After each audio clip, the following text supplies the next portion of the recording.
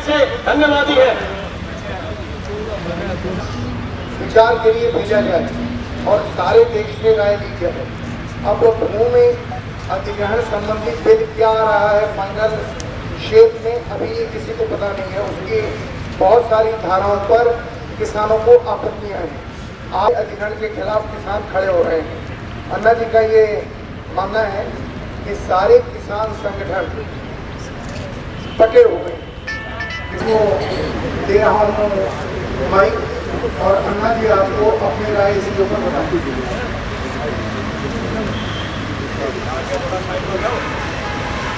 भाई अपने न्याय हक के लिए आपको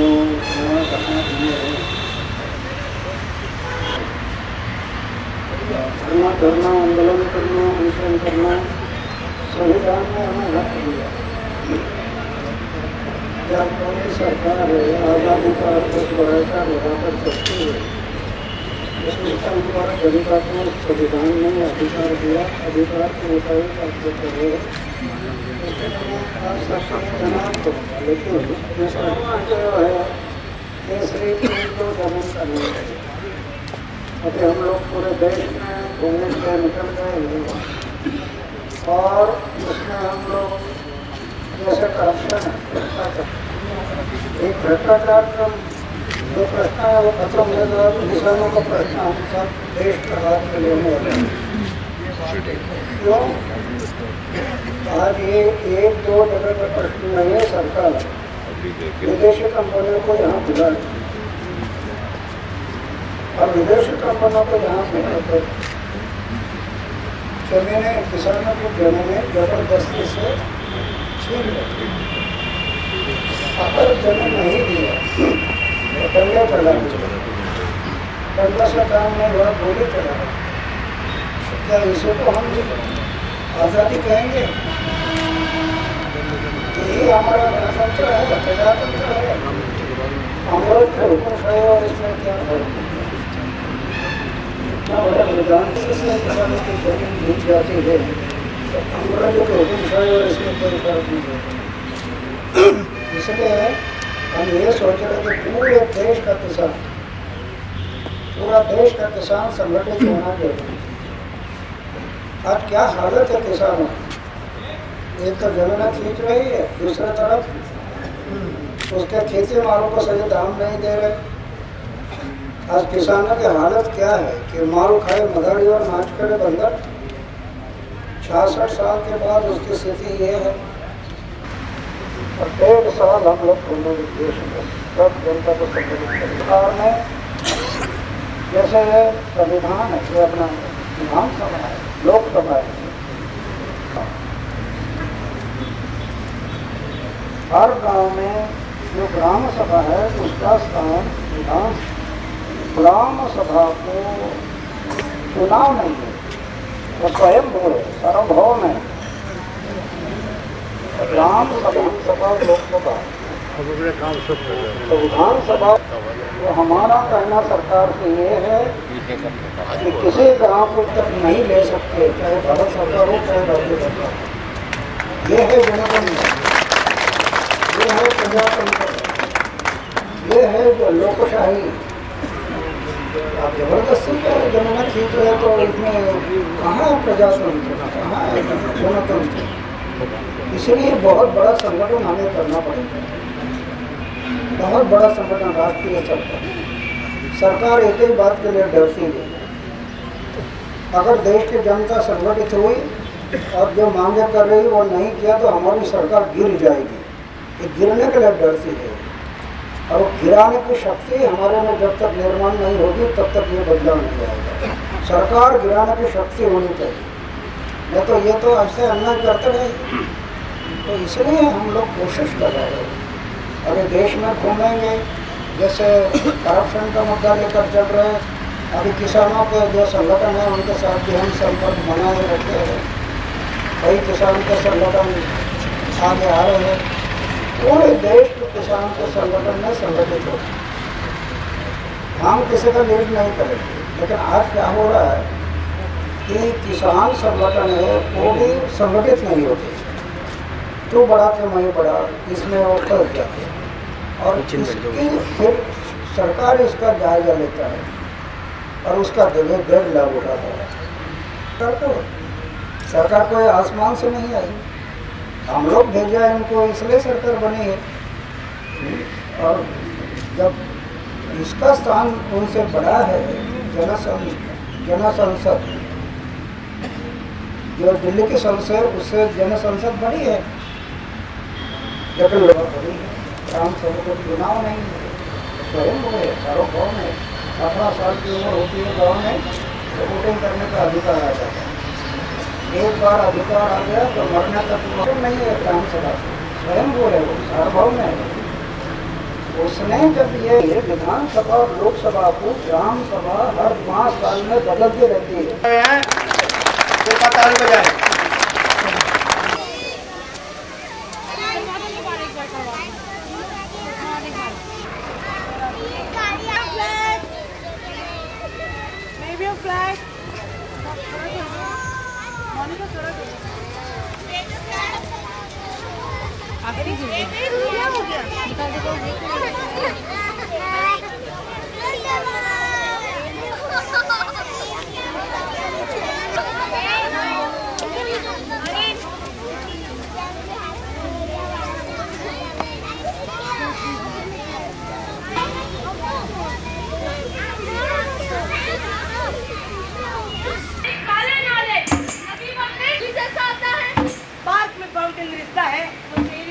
जाता है में पानी पीने जाते हो तो नहीं खुला ही छोड़ दो। अरे यार स्कूल को आरओ वाटर की फीस तो देते हो ना यार। बहुत दुखी होता है मन ऐसे विचारों को सुन। क्या अनमोल जल्दी कल को भी ये लोग सिक्कों की खलन में करेंगे कौन? समझने वाले समझ गए हैं, ना समझे वो ना समझे हैं, ना समझे वो ना समझे वो अनाड़ी है, ना समझे वो अनाड़ी है, ना समझे वो अनाड़ी है। मैं समय हूँ भूत और भविष्य की इस सीमा पर खड़ा, बेबस आज मैं भविष्य धुंधला सा देखता हुआ। धरती में पानी बनेगी मरुस्थल, सूखी धरती सूखे हुए कुएं होंगे अंधे। वर्षा की उम्मीद में आसमान को निहारते, दो बूंद को तरसते ही बंदे। ना पानी की कीमत को समझ, अरे मूर्ख मानव, पानी की कीमत को समझ कर उसका संरक्षण ना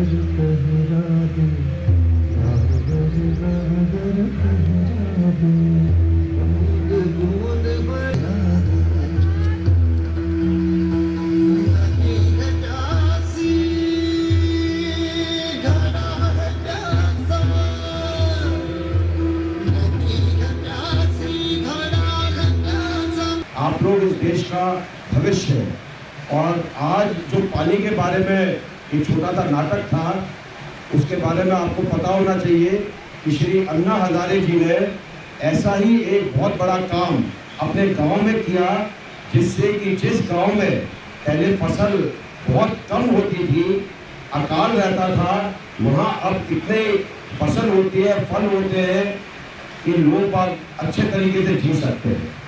तो जो शिक्षा है उसको अगर आप प्रैक्टिकल रूप में करेंगे तभी जाकर आपकी शिक्षा सफल होती है। तो मेरा आपको यही एक मैसेज है, यही एक संदेश है कि जो आप यहाँ पर सीखते हैं उसको अपने घर में जाकर उसका इस्तेमाल, उसका उपयोग, उसको अपने घरों में एक तरीके से लागू करने का जो काम है वो आपका है। मेरे सामने सब बैठे हुए प्यारे बच्चों, पहले तो आप सबने हमारा स्वागत किया, इसलिए मैं आप सबके लिए धन्यवाद करता हूँ। और यहाँ जो नाटिका सादर की है बहुत ही अच्छी नाटिका है। एक अच्छा संदेश, अच्छा मैसेज समाज में जाएगा, देश में जाएगा कि पानी है ना, पानी अभी पानी पर लड़ाई शुरू हो गई है। एक गांव में दो भाइयों में लड़ाई शुरू हो गई पानी पर, दो गांव में लड़ाई शुरू हो गई पानी पर, दो तहसील में लड़ाई शुरू हो गई, दो देश में लड़ाई शुरू हो गई पानी पर। ऐसे स्थिति में आप जो पानी के बारे में जगा रहे हैं वो बहुत महत्वपूर्ण है। अपने गांव में हम लोग प्रयोग किया पानी का। जिस गांव में 80% लोग झूठे थे, पीने के लिए पानी नहीं, खाने के लिए अनाज नहीं,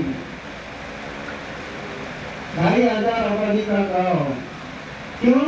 बारिश का पानी गिरता है सब बह कर जाता, नदियों में जाता, डैम में जाता। हम लोग क्या किया, बारिश के पानी का बूंद न बूंद को गांव में रोका है, गांव में रोका।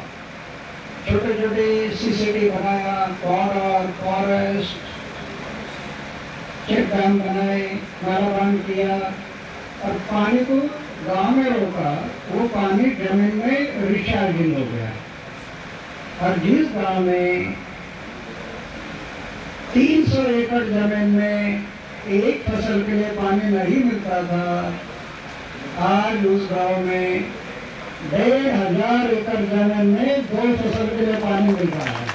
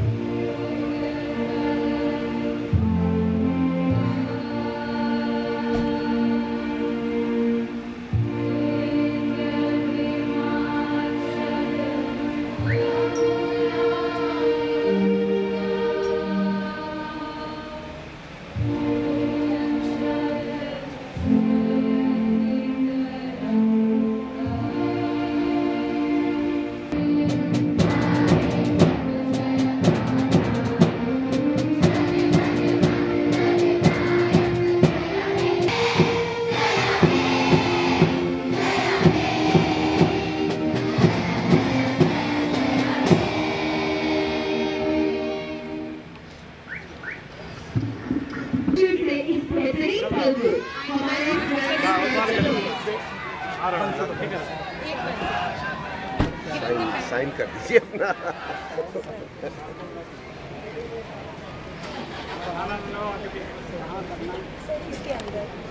मैम और मेरा सभी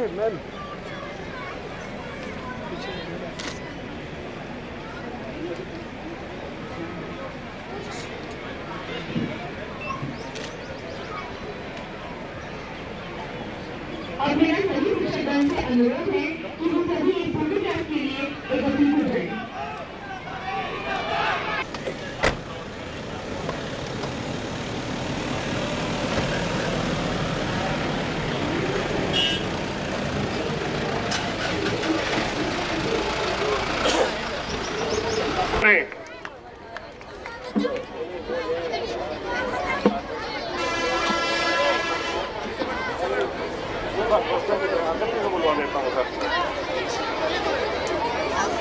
जनरल वीके सिंह जी का भी स्वागत करेंगे प्रबंधक जी।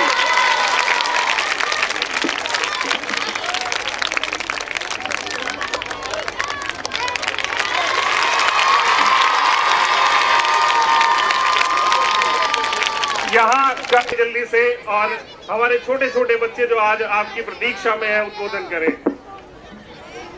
हिंदुस्तान के आम जनता के दिलो की धड़कन श्री अन्ना हजारे जी, साबिक आर्मी चीफ जनरल वी के सिंह साहब, चौथी दुनिया के चीफ एडिटर संतोष भारतीय जी, बाकी सारे हजरात और सबसे ज्यादा प्यारे चहीते इस स्कूल के ये सारे विद्यार्थी, हम चारों ने की है। इस यात्रा को यही नहीं 1, 2, 3, 4 प्रांत में नहीं बल्कि पूरे हिंदुस्तान के अंदर दौरा करके हिंदुस्तान की आम जनता को न्याय और इंसाफ दिलाने का जो संकल्प लिया है वो दिन दूर नहीं है जब अन्ना हजारे जी की अगुवाई और क़यादत में उनकी अमीरी और उनकी मसीहाई में हिंदुस्तान के आम पब्लिक को न्याय और इंसाफ मिलेगा। ज़्यादा समय न लेते हुए, क्योंकि सभाएं आगे और भी हैं, हिंदुस्तान जिंदाबाद, हिंदुस्तान की आम जनता पाइंदाबाद। बहुत अच्छे बच्चों, इस आग्रह पर हम आप इस देश का भविष्य है और आपके ऊपर निर्भर है कि ये देश कहां जाएगा। तो अगर आपके मन में अच्छे ख्यालात हैं, अच्छी चीजें हैं, तो ये देश आगे जाएगा। और अगर आप शिक्षा में जो आपको अच्छी चीजें सिखाई जाती हैं उनको प्रैक्टिकल रूप में अगर आप नहीं इस्तेमाल करेंगे तो फिर आगे चलकर गड़बड़ होती है। आज जो जितने भी देश की समस्याएं हैं उनका अगर ठीक करना है तो आपका बहुत बड़ा काम है, क्योंकि आप सबने अपने घर से ये लड़ाई शुरू करनी है। करोगे या नहीं? करेंगे। तो ये लड़ाई आपके घर से शुरू होगी। अपने घर से ठीक करना चीज करिए तो आगे चल के पूरा देश ठीक होगा। यही आपके लिए संदेश है। बहुत बहुत धन्यवाद और आपको बहुत बहुत शुभकामनाएं। प्राचार्य, उनके सभी भाई बहन, मेरे सब सामने बैठे हुए सभी छात्र विद्यार्थी हैं। अभी बहुत दौड़ का दौरा चल रहा है। आप बच्चों को देखा, हम अंदर आ गए। आप शिक्षा ले रहे हैं। लिखने पढ़ाई के शिक्षा के साथ साथ जीवन की शिक्षा होना बहुत जरूरी है। जीवन, मैं अपने जीवन में एक सोचता रहा, अब जैसे छात्र थे ना, अब छात्र ऐसे मैं भी अपने जीवन में सोचा कि क्या चक्कर है दुनिया का, ये सब लोग दौड़ रहे हैं। जन्म में आता कुछ नहीं, जाता कुछ नहीं, उम्र भर मेरा मेरा मेरा मेरा मेरा कहता और हाथ में कुछ नहीं। सेवा में आनंद है, सेवा में आत्मा की भलाई है, सेवा में जीवन की सफलता है। तो मैं 26 साल की उम्र में मैं जीवन का निश्चय किया कि मेरा जीवन समाज की सेवा में के लिए अर्पण लगा। शादी कर लो तो चलो, जब ना समय बीत जाएगा फिर मैं देश की सेवा नहीं कर पाऊंगा, इसलिए सोचा शादी नहीं करना। और आज तक मेरे वही विचार है। अभी मैं अनुभव क्या करता हूँ, शादी किया नहीं लेकिन परिवार छूटा नहीं, छोटा करना था वो बड़ा हो गया। ये सब मेरा परिवार ही हो गया, बड़ा परिवार।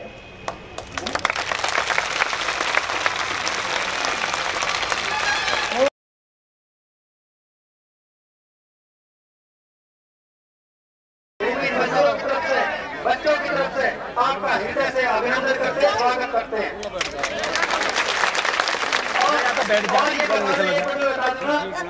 अन्ना जी यहाँ 2007 2005 से एक साथ करीब 100 गाँव का अधिग्रहण किया गया। जिस गाँव का जिस वक्त की चकबंदी थी, उस चकबंदी के आधार पर उस गाँव को गाँव माना, उसके बाद के गाँव को अवैध मान लिया। माने घर के साथ साथ उनके जमीन के साथ साथ उसने घरों को भी एक्वायर कर लिया। जितनी ग्राम सभा की एलएनसी की जमीन थी उसको भी बिल्डरों के हाथ बेच दिया।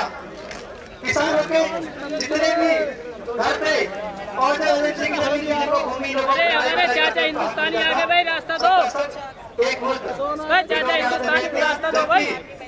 यहाँ पे प्राधिकरण 1976 में नवेड़ा, 91 में गेटन नवेड़ा, दोनों का जन्म इस बात के लिए होता कि यहाँ नो लॉस नो प्रॉफिट पे उद्योग लगाए जाएंगे। उद्योग लगाने के बावजूद 15 साल में एक नई फैक्ट्री लगाई। और इधर हमारे नवा एक्सटेंशन का नाम सुना होगा, जहाँ आप बैठे, यहाँ नोटिस दिए गए फैक्ट्री के लिए। कि फैक्ट्री लगेंगी 4.5 की नोटिस के लिए। उसके बाद हमने लड़ाई लड़ी कि हमारे घरों को पहले हमें वापस करो, हमारे घर है। तो हम सारे किसानों को जेल में डाल दिया। जब हम बाहर आके देखा, आंदोलन किया तो फैक्ट्री तो नहीं थी, तमाम कोर सिटी कोटी चट्टा की जो वो है जेपी ग्रीन के तुरंत वो लगे थे, यहाँ पे टी शर्ट लग रही थी, उनके झंडा लगे थे। सबने सोचा ये कौन सी फैक्ट्री है, यानी जो फैक्ट्री की जमीन दी जानी थी सारी करोड़ रुपए की रिश्वत लेके बिल्डरों को बेच दी। उसके लिए बराबर आवाज उठाई, हमें बेघर कर दिया, हमारे धर्म से छीन लिए। और इस भ्रष्टाचार की मुहिम के साथ साथ केंद्र सरकार घूमने की बात नहीं कर रही है। हमें पूरी उम्मीद है कि जो भ्रष्टाचार करता है आज इसकी पूरी बुनियाद हिल जाएगी। इसके साथ साथ जो केंद्र में रहते हैं उसकी बुनियाद हिल जाएगी। तो मुश्किलात के अलावा कुछ भी नहीं।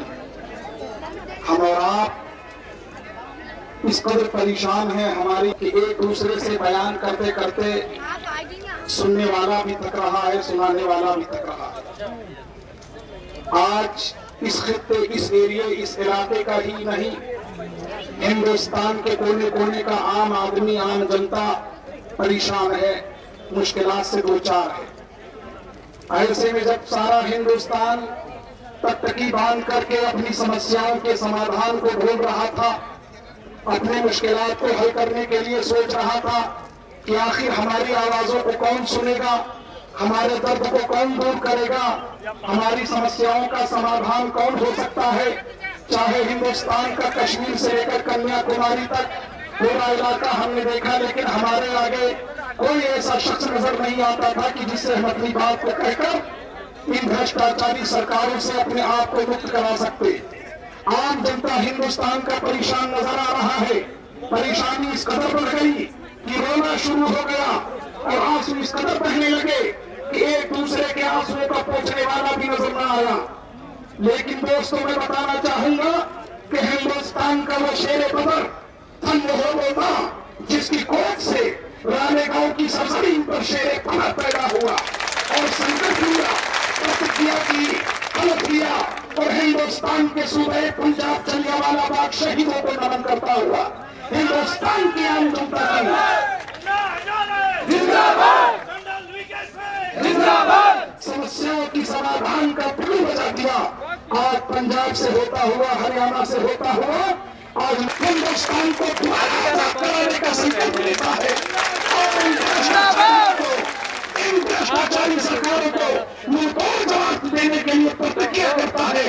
यकीन ही नहीं, आने वाला समय इसको जवाब देते हुए हिंदुस्तान के आम किसान को आवाज देंगे।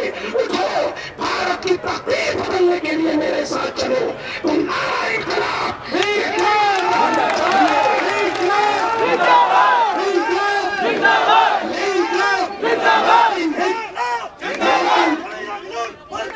लेकिन ऐसे नहीं।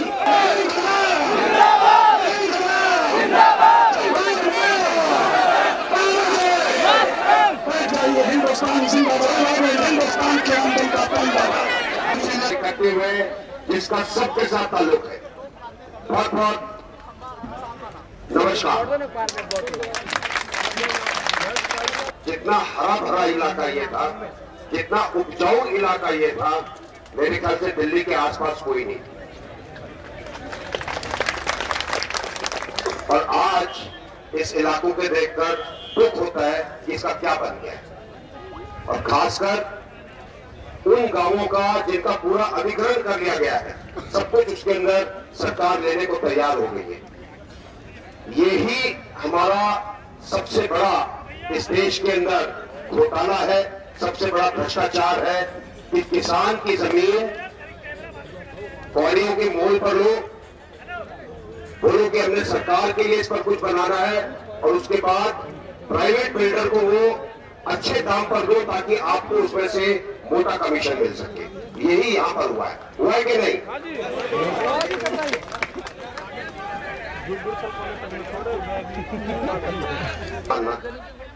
गलती हम सबकी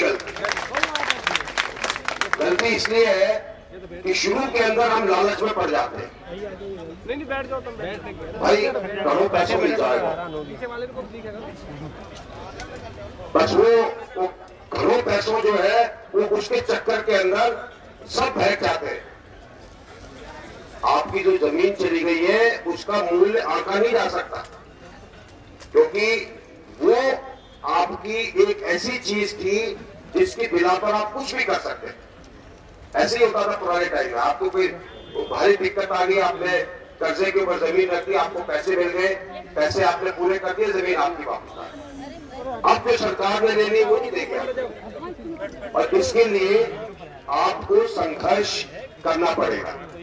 और ये आपका संघर्ष मानकर चलिए इस बात को, सरकार इस संघर्ष को तोड़ने की कोशिश करेगी।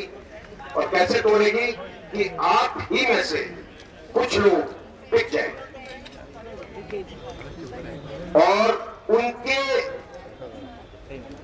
वाजिब से, उनके थ्रू बाकी लोगों को धीरे धीरे धीरे धीरे पटा लिया जाएगा।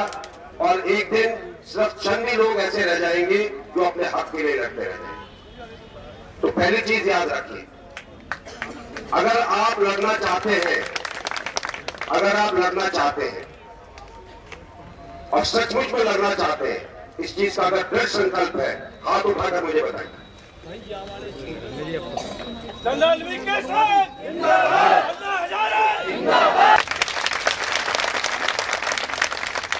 कि आजादी के 66 साल बीत गए। कृषि प्रधान भारत देश में क्या स्थिति है किसानों की? माल खाए मदारी और नाच करे बंदर। माल तो मदारी खा रहा, बंदर का नाच करने वाला मदारी माल वो खा रहा, और इसकी स्थिति नहीं बदल रही है। कृषि प्रधान भारत देश, आज भी किसानों की आत्महत्या हो रही है। इसलिए तो हम देश में अभी बाहर पड़े हैं घूमने के लिए। घूमने मतलब जगाने के लिए, लोगों को जगाने के लिए, जगाकर संगठित करने के लिए। कि आज जनतंत्र मोर्चा के माध्यम से जनतंत्र यात्रा हम लोग यही भूल गए। 26 जनवरी 1950 इस देश में जनतंत्र आ गया। जनतंत्र 26 जनवरी 1950 प्रजासत्ताक दिन मना हम। उस दिन इस देश में प्रजा की सत्ता आ गई, प्रजा मालिक हो गई इस देश की, प्रजा मालिक हो गई। सभी मालिक उनके तीसरे का नियोजन करने के लिए नहीं जा सकते मंत्रालय में, इसलिए प्रातिनिधिक लोकशाही का हम स्वीकार किया। संविधान के मुताबिक जनता ने आप अपने प्रतिनिधि भेजा है तीसरे का प्लानिंग करने के लिए, तो हम राज्य के लिए भेजे एमएलए साहब को और सेंट्रल के लिए भेजे एमपी साहब को। क्या हम मालिक हो गए? तीसरी हमारी है, आप सही जाकर नियोजन करिए बोल के हम इनको अपने सेवक बोल के भेजा। सेवक। राष्ट्रपति ने क्या किया?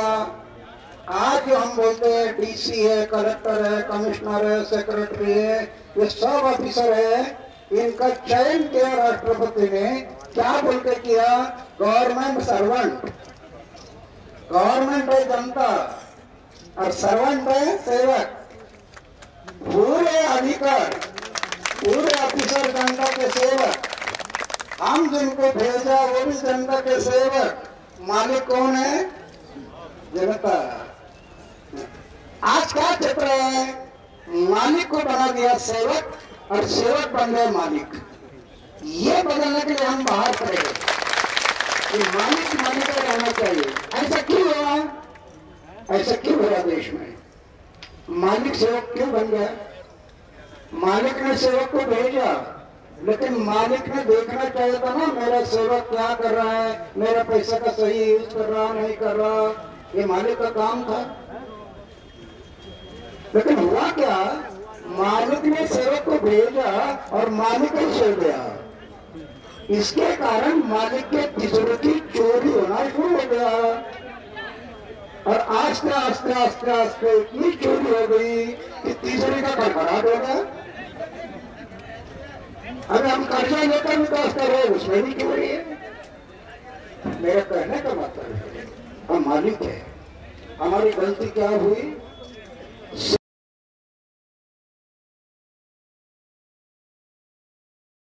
अभी हम लोग पंजाब के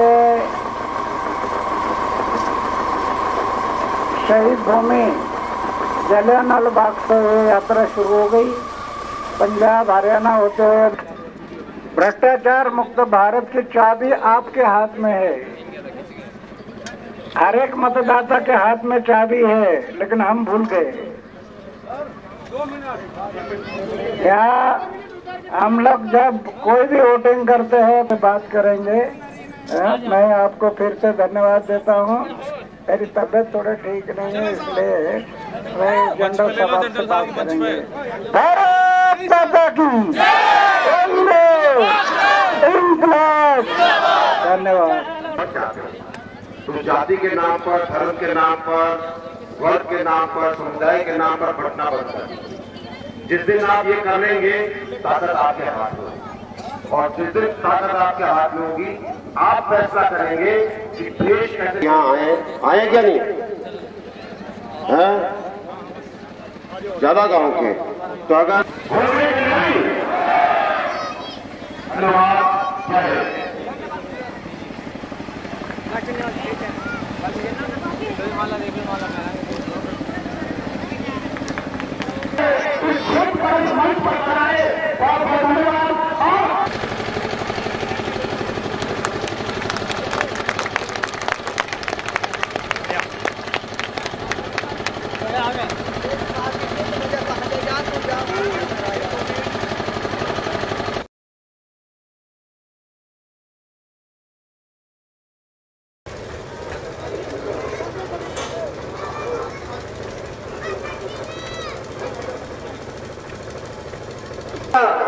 साठे की तरफ से आज पगड़ी से महाराणा प्रताप की एक प्रतिमा भेंट करें कि जनरल साहब को साठे की तरफ से एक तलवार इन्हीं 5 लोगों के द्वारा भेंट की जाए।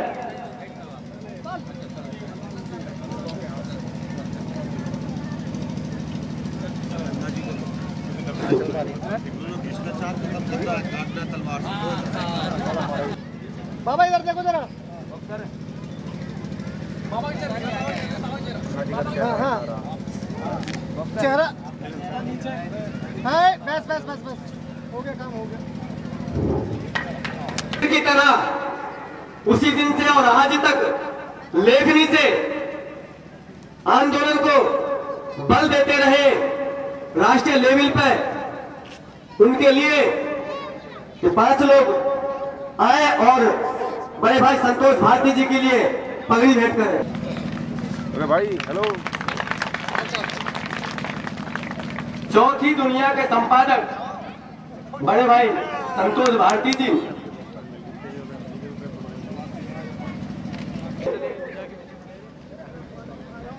अब मैं शुरुआत करते हुए हमारे ओजस्व भाई योगेंद्र राणा जी से अनुरोध करूंगा। उत्तर प्रदेश सरकार की भूमि अधिग्रहण नीति का विरोध किया और जिस संघर्ष किया उसके लिए मैं आपको बधाई देता हूं। और मुझे अब ये भरोसा हो गया है कि शायद ये पावर प्रोजेक्ट यहाँ न लगे, क्योंकि आपके संघर्ष की वजह से जितने भी अनिल अंबानी को मदद कर रहे लोग थे वो सारे लोग पीछे हट गए हैं। यहाँ तक कि दोबारा मुलायम सिंह की सरकार भी पीछे हट गई है, ऐसा दिखाई दे रहा है। इसलिए आप सबको फिर से बधाई। जिस तरह से आप लोगों ने उस समय संघर्ष किया और मंगू सिंह जी यहाँ बैठे हुए आप जैसे पौधों के ऊपर अभी भी मुकदमे चल रहे हैं।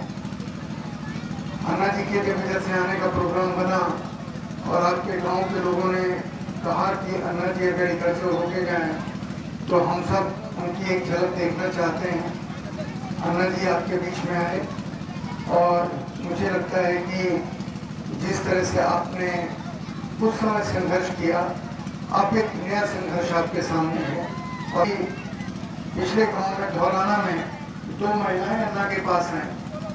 बाकी लोग जनरल साहब से बात कर रहे थे, वो किसी तरीके से अन्ना के पास खिड़की में आई और उन महिलाओं ने अन्ना जी से कहा कि अन्ना किसी तरह महंगाई कम कराइए, जीना बड़ा मुश्किल होता चला जा रहा है। इस महंगाई का कोई असर